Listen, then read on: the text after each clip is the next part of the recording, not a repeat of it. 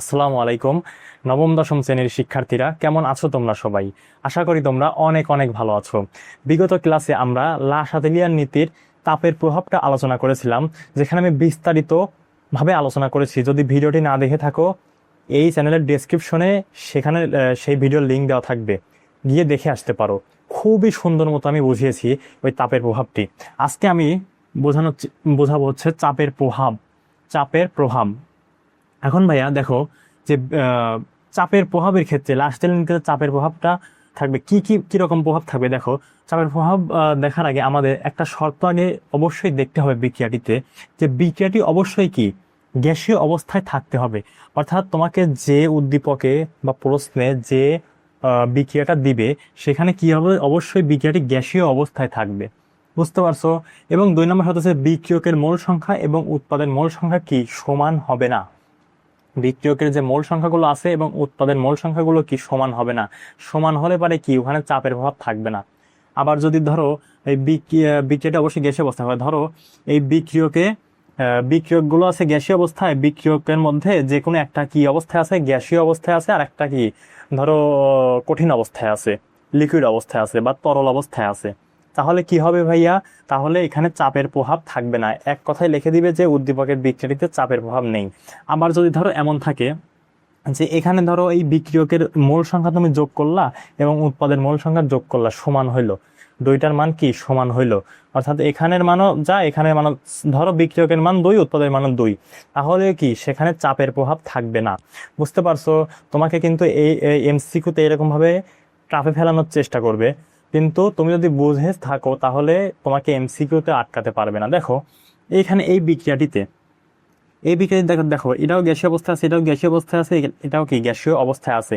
এই দেখো নিচে জি দেওয়া, জিতে কি বোঝাচ্ছে? গ্যাস বোঝাচ্ছে। কিন্তু জি বাদে অন্য কিছু যদি দেওয়া থাকতো তাহলে এখানে চাপের প্রভাব থাকতো না। আর এখানে দেখো সেম অবস্থা। তারপরে দেখো এই বিক্রিয়কের কি মোল সংখ্যা দেখো, এখানে 2 মোল কি সালফার ডাইঅক্সাইড আছে, এখানে 2 মোল সালফার ডাইঅক্সাইড গ্যাস আছে, এখানে 1 মোল অক্সিজেন আছে। তাহলে মোট কত মোল বিক্রিয়কে, মোট কত মোল তাহলে হলো? বিক্রিয়কে 2 যোগ 1 হচ্ছে 3 মোল। তার মানে বিক্রিয়কে কত পেলাম ভাইয়া? 3 মোল পেলাম, 3 মোল পাইছি। আর এখানে কি ভাইয়া দেখো, উৎপাদে কত মোল ভাইয়া? উৎপাদে দেখো 1 মোল সালফার ডাইঅক্সাইড, অর্থাৎ 1 মোল কি সালফার ট্রাইঅক্সাইড গ্যাস আছে। বুঝতে পারছো? আশা করি বুঝতে পারছো। দেখো আর এখানে দেখো, এখানে বিক্রিয়কে কত মোল আছে ভাইয়া? দেখো তো 3 মোল, আর এখানে নাইট্রোজেন হচ্ছে 1 মোল। মোট কত মোল আছে? 4 মোল। বিক্রিয়কে আছে মোট কত মোল? 4 মোল। এবং উৎপাদে কত মোল আছে? দেখো উৎপাদে আছে হচ্ছে 1 মোল। 1 মোল উৎপাদে আছে কি 1 মোল। তাহলে দেখো আমাদেরকে বিক্রিয়ক এবং উৎপাদের মোল সংখ্যা সমান হয়েছে? হয়নি। যদি ধরো এই বিক্রিয়কের মোল সংখ্যা 3 এবং উৎপাদের মোল সংখ্যা 3 হতো, তাহলে এখানে কি চাপের প্রভাব থাকবে না। বুঝতে পারছো? তো এক কথায় তারতম্য থাকতে হবে। তাহলে দেখো ভাইয়া, চাপের প্রভাবের ক্ষেত্রে তাহলে দেখো আমরা তাহলে মেইন পয়েন্টে আসি। আগে আমরা এই শর্তগুলো কি লক্ষ্য করব, তারপরে আমরা আসবো যে সাম্যাবস্থায় যদি দেখো চাপের প্রভাব, গ্যাসীয় একটা বিক্রিয়া, যে কোনো একটা গ্যাসীয় বিক্রিয়া যদি সাম্যাবস্থায় চাপ বৃদ্ধি করলে, সাম্যাবস্থায় তুমি যদি চাপ বৃদ্ধি করো, তাহলে কি হবে ভাইয়া? বিক্রিয়াটি বেশি মোল থেকে কম মোলের দিকে যাবে। বেশি মোল থেকে সবসময় কি কম মোলের দিকে যাবে। তুমি যদি একটা বিক্রিয়ার চাপ বৃদ্ধি করো, অবশ্যই বেশি মোল থেকে কম মোলের দিকে যাবে। তাহলে দেখো দেখো এইখানে দেখো, এইখানে দেখো সালফার ডাইঅক্সাইড এবং অক্সিজেন, এখানে 3 মোল আছে। তার মানে এই বিক্রিয়াটিতে তুমি যদি চাপ বৃদ্ধি করো, তাহলে দেখো এই 3 মোল থেকে কত দিকে যাবে? 1 মোলের দিকে বিক্রিয়াটি যাবে। তার মানে কি এখানে সালফার ডাইঅক্সাইড এবং অক্সিজেন, 2 মোল সালফার ডাইঅক্সাইড এবং 1 মোল অক্সিজেন মিলে 1 মোল কি তৈরি হবে?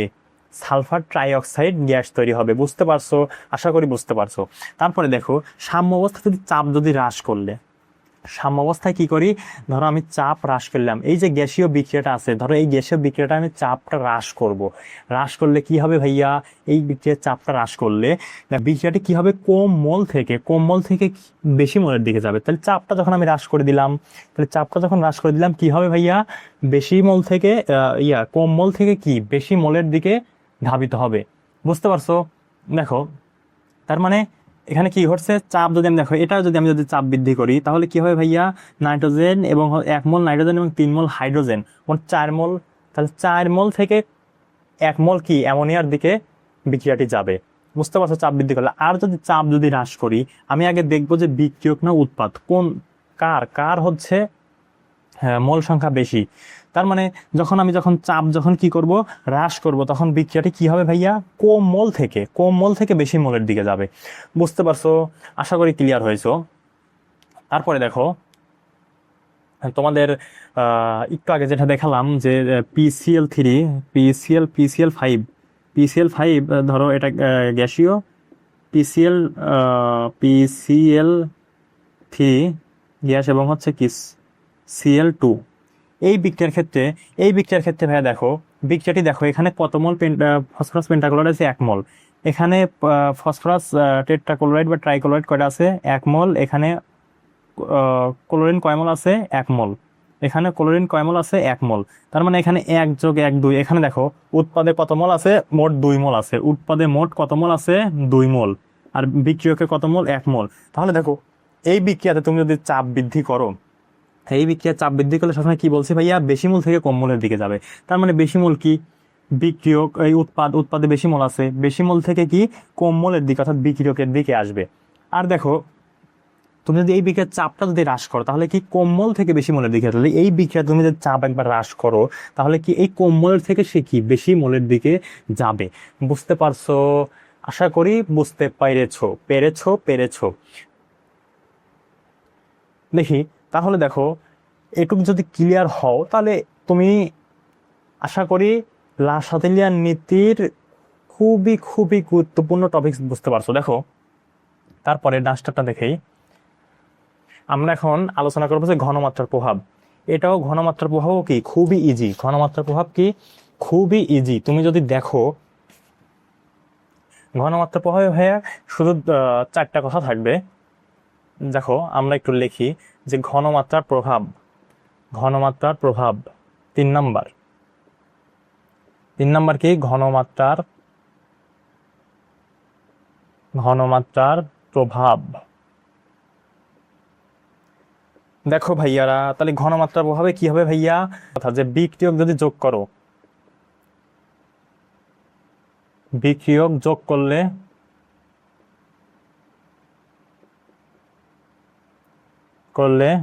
বিক্রিয়া সামনের দিকে যাবে। বিক্রিয়া কি সামনের দিকে যাবে। 2 নম্বর কথা কি, 2 নম্বর কথা হচ্ছে বিক্রিয়ক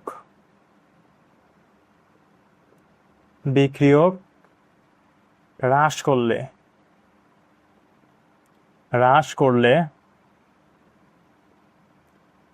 বিক্রিয়ক হ্রাস করলে বিক্রিয়া পশ্চাৎ দিকে বা কি পেছন দিকে যাবে। তারপরে দেখো আরেকটা কথা হচ্ছে 3 নাম্বার, যে তুমি যদি উৎপাদ যোগ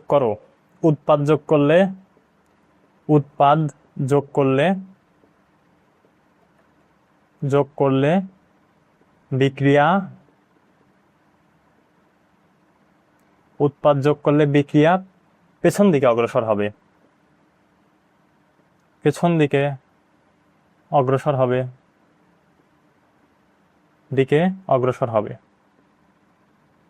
বা যাবে, পেছন দিকে যাবে। তারপরে আরেকটা কথা হচ্ছে যে উৎপাদ হ্রাস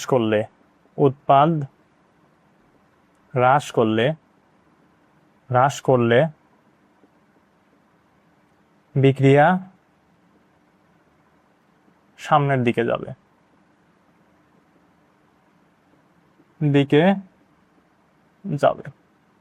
বুঝতে পারছো? তাহলে দেখো তুমি যদি সাম্যাবস্থায় কোন একটা বিক্রিয়া যদি সাম্যাবস্থায় কি বিক্রিয়ক ঘনমাত্রার প্রভাবের ক্ষেত্রে ভাই এই 4টা কথা আছে, তুমি এমনি বুঝতে পারবে মনে মনে যদি ফিল করার চেষ্টা করো। দেখো তুমি যদি মনে মনে ফিল করার চেষ্টা করো, আশা করি তুমি এমনি বুঝতে পারবে। দেখো যে আমি কি বলছি, যে ঘনমাত্রার প্রভাবে বিক্রিয়ক যোগ করলে, বিক্রিয়ক কোনটা ভাইয়া, যেটা বাম পাশে থাকে, অর্থাৎ বাম পাশে থাকে। আমি প্রথম ক্লাসেই বলছি যেটা বাম পাশে থাকে বিক্রিয়ক এবং ডান পাশে থাকে কি উৎপাদক। বিক্রিয়ক যদি তুমি যোগ করো, তাহলে বিক্রিয়া কি হবে, সে সামনের দিকে অগ্রসর হয়ে যাবে। আবার যদি তুমি বিক্রিয়া যদি কমিয়ে নাও, তাহলে কি হবে, সে আবার কি বলে, বিক্রিয়া কমে নিলে সে আবার পেছন দিকে অগ্রসর হবে। তুমি যদি এই বিক্রিয়কটা কমিয়ে নাও তাহলে কি হবে, সে হচ্ছে পেছন দিকে অগ্রসর হবে। তুমি যদি দেখো, তুমি যদি ধরো এখানে ধরো একটা কুয়ার মধ্যে ধরো এখানে ধরো একটা পানি আছে, কিংবা ধরো এখানে একটা পানি আছে, এইখানে লাইন আছে পানির, ধরো এখানে সমপরিমাণে পানি আছে, সমপরিমাণে কি আছে, পানি আছে সাম্যাবস্থায় ধরো। তো এখন দেখো, তুমি যদি ধরো এটা বিক্রিয়ক, এটা হচ্ছে কি বিক্রিয়ক, বিক্রিয়ক এটা হচ্ছে কি উৎপাদক, উৎপাদক বা কি উৎপাদ, উৎপাদক বা কি উৎপাদ। এটা জাস্ট আমি তোমাদের মনে রাখার জন্য বলছি, যেহেতু সাম্য অবস্থায়, তার মানে কি সমান অবস্থায় বিক্রিয়ার হার সমান থাকবে। তাহলে আমি এখানেও ধরো পানির পরিমাণ আমি সমান নিলাম, পানির পরিমাণ কি করলাম, সমান নিলাম। কি এখানে যদি আমি পানি যদি যোগ করি, এই পানিটা বেশি হওয়ার কারণে তার মানে এখানে কম হয়ে গেল উৎপাদ, মানে এই পাত্রে কম হয়ে গেল, তাহলে বেশি থেকে কমের দিকে যাবে। আবার যদি ভাইয়া এখানে যদি আমি হ্রাস করে নিই, অর্থাৎ পানি যদি হ্রাস করে নিই, তাহলে কি হবে ভাইয়া, এই পাত্রে কমে গেল, তার মানে বেশি থেকে কি আবার কমের দিকে আসবে। বুঝতে পারছো? এটুকু যদি বুঝে থাকো, তারপরে দেখো ভাইয়া উৎপাদের ক্ষেত্রেও সেম।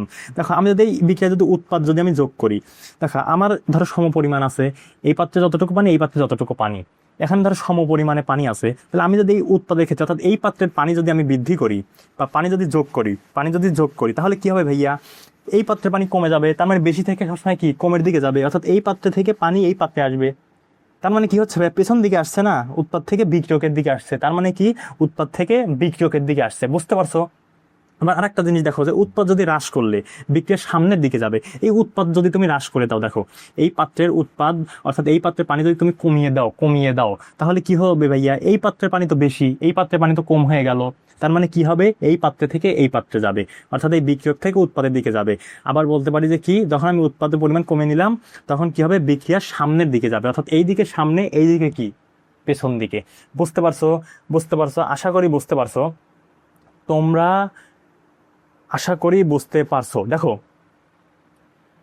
আমি তোমাদেরকে মানে যত সুন্দরভাবে বোঝানো যায় আমি চেষ্টা করছি, আশা করি তোমরা বুঝতে পারছো। তোমরা যদি প্রথম থেকে শেষ পর্যন্ত আমার এই ক্লাস দুটো যদি দেখে থাকো, অর্থাৎ লাশ হাতিলের নীতি পার্ট 1 এবং হচ্ছে পার্ট 2, তাহলে লাশ হাতিলের নীতি সম্পর্কিত আমার বিশ্বাস, তোমাকে যে কোশ্চেনটাই দিক তুমি পরীক্ষায় না লিখে আসতে পারবে না।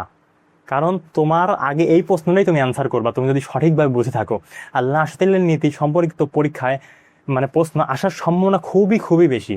যাই হোক, ধন্যবাদ, আসসালামু আলাইকুম। আর আমার জন্য সবাই দোয়া করো, আর আমার চ্যানেলটি অবশ্যই অবশ্যই সাবস্ক্রাইব করো এবং পাশে থাকা বেল আইকনে ক্লিক করো। ধন্যবাদ, ধন্যবাদ, আসসালামু আলাইকুম।